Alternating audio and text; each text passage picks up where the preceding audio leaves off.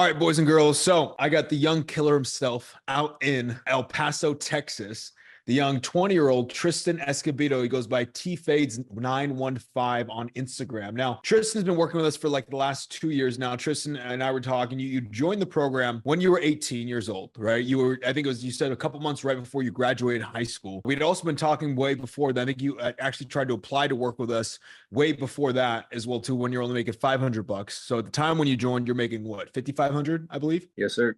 Cool. I know you're up to 10K a month. Are we up even above that? Are we still at the 10K per month mark right now? Where are we at? Right now, 13 and a half, kind of seeing if I could hit that 15K anytime soon, but I'm Yeah. still around that 13, 12 range. So from 5K to 13K, and then what are you charging right now? I'm charging 85 and 95 with beard. Which is crazy in El Paso, because I feel like every El Paso barber I talk to, they're always like, oh, there's a ton of barbers in El Paso. They're always like, oh, you can't charge that much out there. For you went from charging $30 when you first started to now like this $85 price point. Is it kind of seeming a little bit surreal to you, or a little bit like, damn, I didn't think I could do this out here in El Paso? Yeah, I mean, being from El Paso, it's like a border city. So, like, when it comes to anything in life, like, if you want to get something for way cheaper, you just drive 20 minutes down the street. I mean, there's Juarez right next to it. So, if you want something cheap, you just go down the road. So, everybody has like a cheap mindset, like Yeah. small. If nobody expects like somebody to be charging like what I would charge here in El Paso. So, like, it feels like unreal, but I kind of don't think about it. I just kind of go with the flow and just keep going.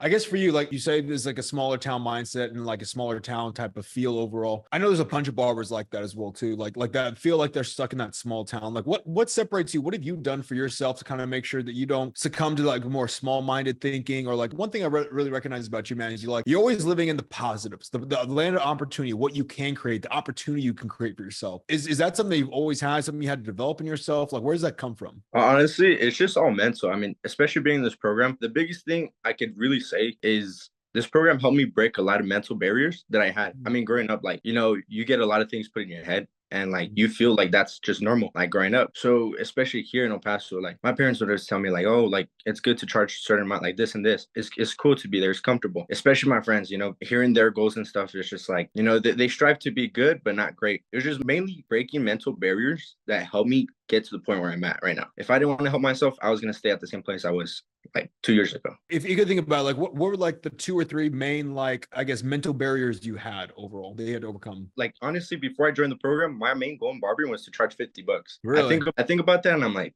that's crazy. The second one was more so like, okay, people will be like mad at me if I try to like want better. Like, if I want better, I feel like people will be like, man, come on, like that's too much, or like, come on, you're greedy, you're a thief, you're robbing people.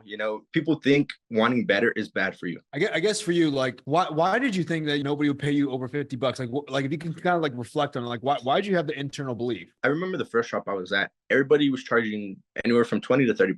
And then the owner was charging 40. I thought, like, I would look at it like, damn, the owner, he's the top dog in here. Like, everybody in that shop had a very small minded when it comes to like, what we can actually do and our potential. And that type of mindset, I would just put myself in that group, and I just stayed in the same like, bubble that they were in mentally. I got you. So I guess for you, man, I got a couple questions I definitely want to rip off. And by the way, I mean, you're 20 years old. You also scaled your business because I know you're in a barbershop. You moved back to like cutting out of the garage for a while, correct? Yes, sir. How much were you making as like a garage barber? I think you told me like the highest you made in the garage was 9K. Yeah. So I was in the garage for about 2.5 months, and then the highest I made was 9K. Got you. And then now you're in like what, a solo studio, or where are you at right now? I'm at a shop, but it's mainly just me and another guy. So it's kind of like a studio, but still kind of a shop. So It's like a two-man shop, two-man studio type feel overall. Okay. yeah. Cool. Okay. Well, I guess that go and dive into the first question, right? So I have this written up to make sure I don't mess up on the question. When you're on the path of growing a business, there's always going to be these moments where, you're all alone and you could see,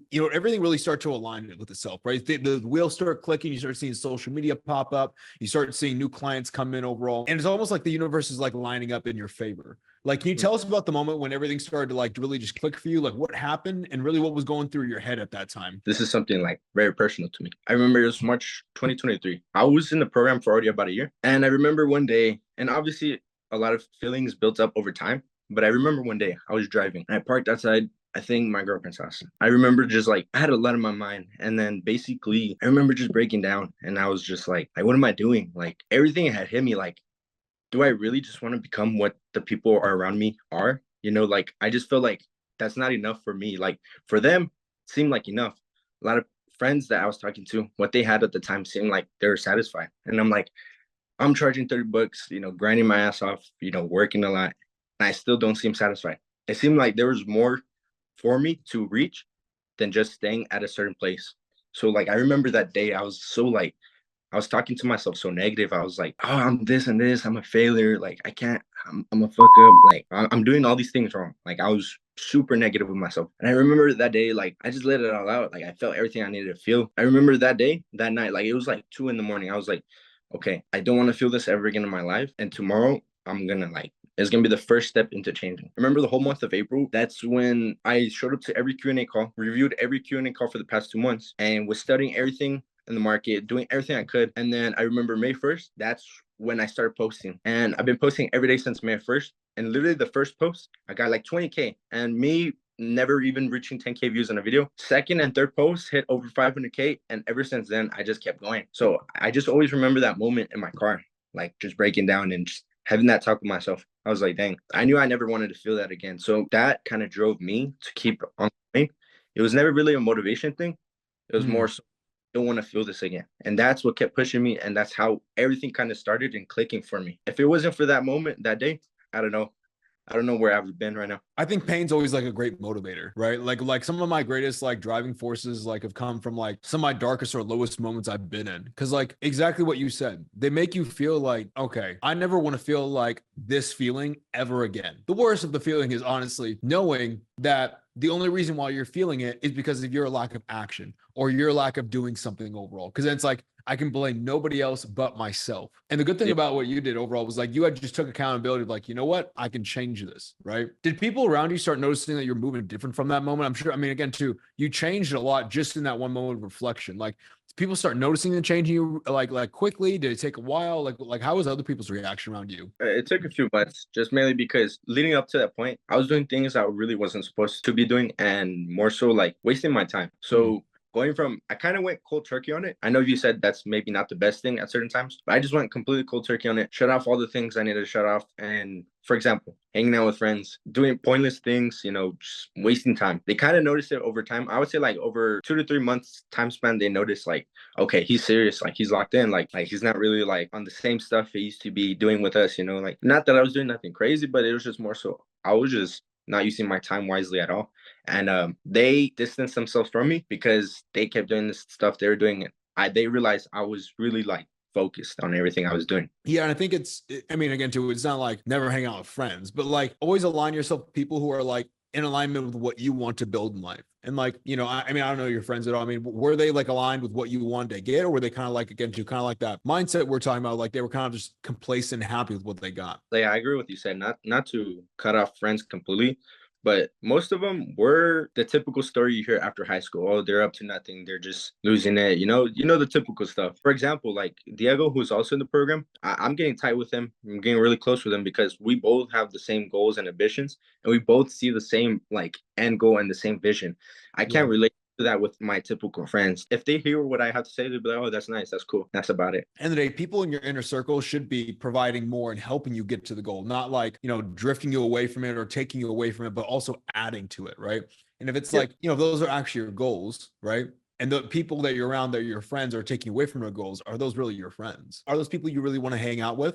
Or would you rather hang out with people that actually like light a fire under you and get you closer to your goals overall? Is like the question. I guess for you, like, number one, I know for damn sure you have not missed a day of posting because every time you show up to a Q&A call, all it is like, hey, Daniel, I just want to keep you up to date. I did this, this, and this. My reach is every single time. It's like we reached a higher reach. We got more income. We're almost close to a price raise. Like every single time you check in, it's always something better. I was going to ask like overall, like, how did you use that moment going forward? But I kind of have a good understanding. And but I'd love for you to like kind of like digress on it because I'm sure that you've had hard moments since that moment, right? You've had moments where like they weren't the highest moments. What did you do in like maybe after that moment when you had lower moments? How do you tie this, what happened there, into the future tense low moments as well too? Your actions, you have to think about it long term rather than short term. All my actions leading up to that moment how I felt in March, all the actions I was doing were very short term actions, very short term thinking about right now, today. And after that moment, I was thinking a lot more clear, a lot more long term. So like I was more so like, how will this affect me 1 month from now? How will this affect me 3 months from now? And will this help me improve?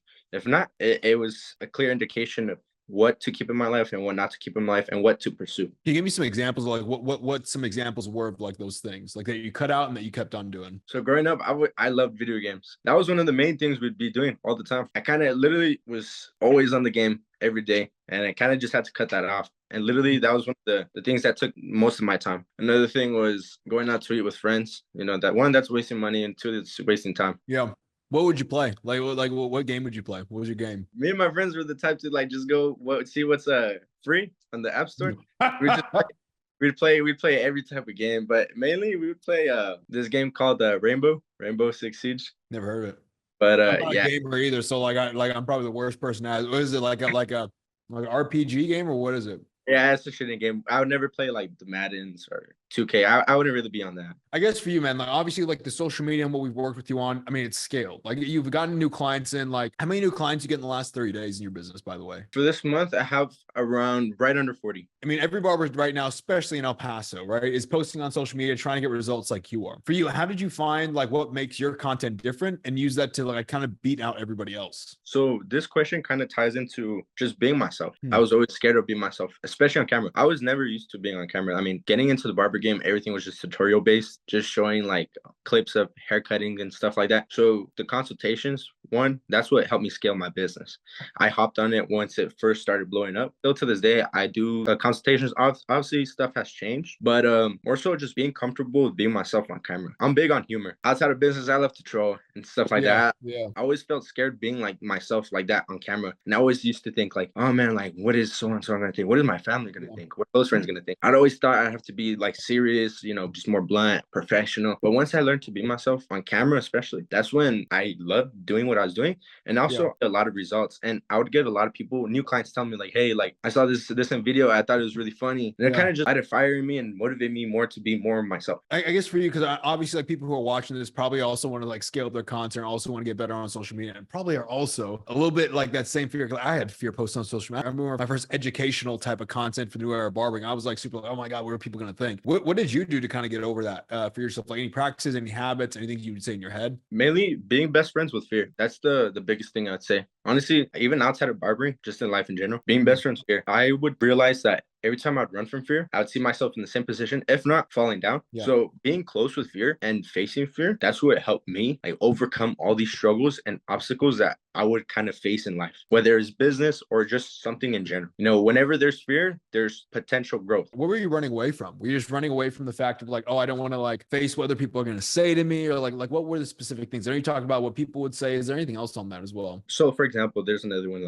like say I wanted to record a piece of content. Like growing up, I've always been shy and kind of awkward. Having new clients in my chair that I don't know at all, I'd be like hesitant, like I want to record a piece of content, but I'd be scared to asking them, or I would kind of just be very like quiet and like shy around people. So being myself and just being more open and being okay with what I say and do around people and not thinking too much or like, oh, they're gonna judge me or something. That's what kind of like helped me kind of overcome that, and just not caring so much about other people's, you know, perspectives about how I think or what I say. Do you feel like that kind of stemmed from maybe like you were ever judging other people for like being on social media prior? Because I know, like we talk about it a lot, like, you know, if you're someone who's judging someone else of what they're posting on social media, you're going to be afraid to post yourself and like be more authentic, because you know to yourself people are going to judge you because you're already judging other people. Was that like a case for you at all? I don't know if you said it on a module or on a call, but I remember you putting something out like that. Exactly. And I knew immediately it's because I judge people, and I start thinking so much about certain people or what they say. It's something I've had to work in myself, because like, dude, there's a lot of stuff on social media where you can obviously judge, right? And like, I remember for myself, when I was trying to like build that like muscle in me of like, just get over it, like stop judging people. I mean, of course, like, you know, I went from like whenever I noticed I was going to judge someone, I would immediately stop myself and just be like, hey, if it works for them, good for them. Because it's like, it's such a neutral standpoint. I'm not like happy or proud because I can't authentically be happy or proud about it. I'm like, yo, if it works for them, congrats, you know, it doesn't affect me. And like that, when you start doing that, you just start realizing nothing that somebody else does should affect me. Equally, nothing that I do is going to affect somebody else, or what they say is going to affect me back in return, right? And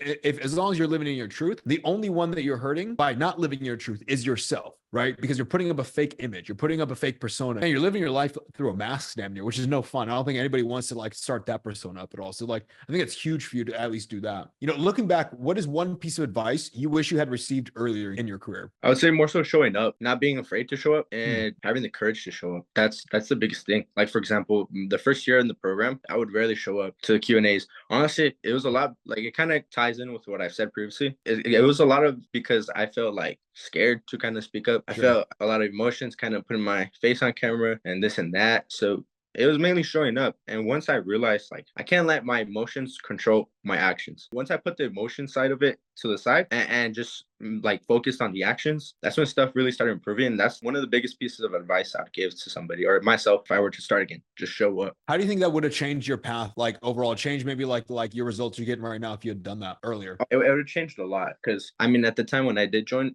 consultations weren't a thing. So for sure, feel comfortable. I would have been getting a lot more results. And obviously, if I had the same mindset I have now back then, I would have never fallen off. So if I would have never fallen off, I would have kept showing up. If you show up every day, you're gonna like progress more than somebody that gets results in 10 days but then stops. One thing I try to like encompass for myself, like show up to what my 100% looks like, not what somebody else's 100%. And equally, because it can go a couple ways, right? If somebody else's 100% is me at 50%, if I'm showing up their 100%, well, I'm not living up to my full potential. I'm not really getting everything I need to get out of it every single day. Equally, let's say somebody like Elon Musk, his 100% is probably miles ahead of my 100%, and I'm probably never going to hit that right now. So I would just be putting myself in a bad mental cycle of like, oh, I'm not good enough. I'm not good enough, which again, too, is going to become a bad mental loop, which is just like, understand what your 100% is and hold yourself accountable every day to just hitting your personal 100%. Did you empty the gas tank? Yes or no? Because my goal at the very end of the week, to be quite transparent with you, Tristen, I've told this to my team transparently too.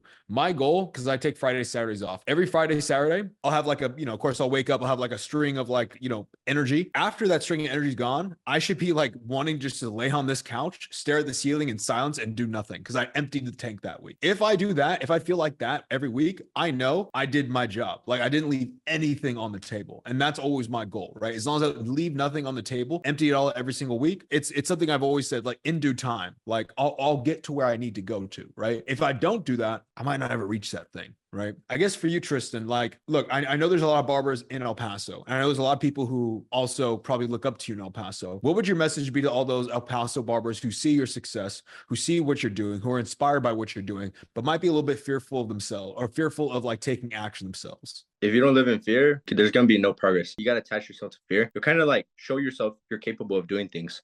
So you got to put your situations in like adversity, because adversity is one of the best things ever. Be able to show up even when you don't want to and not to be scared of the outcome. Because at the end of the day, if you show up to your 100%, like you had said, and you run towards the problem, at one point, you're going to end up winning. You might take 10 losses before your first like win. So at the end of the day, just show up and run towards fear, basically. I know like in the program, like obviously we'll hop on Q&A calls, we'll share wins. People's like, oh, I don't really got to win, but I did this. I'm like, a dub's a dub. And sometimes when you first starting off, you just need, hey, you know what? If I woke up right when I said I was going to wake up, that's a dub, right? If I posted for 30 days straight, that's a dub, right? Doesn't matter like how big it is in correlation to what. As long as in correlation is something 1% better than what you were before, it's a dub to me. And you need those dubs early on. I guess last question for you, man. If you could go back to the day before you started working with us inside the Elevated Mentorship Program, what advice would you give yourself knowing what you know now? Don't run away from the storm. Learn how to dance inside it. Yeah. So basically, don't wait for your problems to pass on. Learn how to deal with them and overcome them. To prove to yourself that you're capable of achieving what you want to do and breaking mental barriers, going to places that you'd never be at. Absolutely. And even better than that too. I think I said that might have been on a podcast, but it's like, even in the rain, it's just a character defining moment. How do you choosing to show up at that moment? Right. And like, that's going to define not only to yourself, but to everyone else who you are. For you, you're a resilient individual. You're a bright young man, right? You're someone who goes ahead and does whatever needs to be done and is accountable and also disciplined. That is only because you took action and defined who you were after that low moment. And everyone has it. I think it's the most special thing. We all have it every single day. Every single day we can have character defining moments. It's about how we show up in those character defining moments, what decisions we eventually make that will then shape our future and the person that we become. Tristen, dude, first of all, I want to give you your flowers, obviously, because like, dude, number one, 20 years old, you're killing it. And again, too, I always say this on Q&A calls, but I got to say it on the interview. every single time I see you on a Q&A call, dude, I'm like, yeah, we just hit new records. Cause like, I always know you're disciplined, you stay on par. There's never a worry of like, if you're going to fall off or not. Cause ever since that day, man, for the last year or so, you've been dialed in. And I think, again, too, being 20 years old, you've so much ahead of you, not only just in barber business, but in business in general, because you've learned how to become more disciplined as a human being, as a man. That's kind of like what I wanted to have this program like really develop. Not just barbers, again, too, I've talked about before. The elevated mentorship program is not to show barbers how to market themselves on social media, get new clients, and raise prices or scale income. The New Era of Barbering and elevated mentorship was designed to transform barbers and develop barbers into well-rounded entrepreneurs, into well-rounded thinkers, into well-rounded individuals. Barbering was just our vehicle for that. And you are like, honestly, you are the epitome of exactly what I envisioned. And every single time, dude, it really brings a smile to my face. Just see you succeed, see all the wins that you post, see you excited. Not only that, but just also, I get a really clear understanding that you just love the space you're in. You are loving like the running a business. You love being a businessman. And there's nothing that I love more than seeing like someone like you succeed, because it's just proof that like literally, hey, if a kid in a small town in El Paso, Texas, which is a small-minded town overall, town where people don't spend money, can do it, literally anyone can do it. So, dude, I want to thank you for at least like putting that step forward, and also for doing the work too. Because as much as like, again, too, I know a lot of people always do, thank you for the program or anything like that. Thank you for putting in the work. Because again, too, without you actually doing it, you would not be seeing that result. I know I always tell that to you, but I really want you to embody that, because the results you're getting is from all the work that you've put in thus far. I appreciate that a lot, Daniel. It means a lot. All those words coming from you, especially because I mean, every time I show up to the Q&A calls, I try to show up knowing I have something to make you feel like, dang, he's putting the work in, you know? Yeah. So I just want to touch on one thing real quick. I loved how you said about the character defining moments. And I feel like that one day I felt last year was like my biggest character defining moment. And it was when I had to stop thinking like a high schooler, like a little kid. I felt like I turned like from a little kid to a man. I look at my inner child self, even to this day. As a kid, you think of all these goals, all these things that will drive you to do what you want to do without any limitations or any barriers. And as we get older, we develop these barriers. So I was looking at my inner child self and try to make him feel proud and happy about what I'm doing. And that's also another thing that kind of keeps me going forward and not to give up as well. Well, dude, you're doing it. Like overall, like I don't have a worry in the world about you again. To every single time you show up to Q&A call, I know you're gonna have new results. I know you're gonna have new things on the plate. I know we're about to close for a price raise. I'm very excited for again to not just the next 12 months but just to see you grow continually. And by the way, are you coming to Miami next month or no? Yeah, I'm coming. I got one of the VIP spots. Attaboy. Okay, cool. So I'll see you in Miami. You'll be at the mansion. We'll get to hang out and chill. And we got a lot of great stuff planned over. So I'm excited to see you, and excited to also just be around everyone in the Elevated Mentorship program. But dude, appreciate you. I don't want to take up too much of your time. No, we're running a little bit over on the 30-minute interview. I appreciate you. And for anyone who wants to follow Tristen on his journey, it's tfades915 on Instagram. Make sure you give the boy a follow, and I'll see you guys in the next one.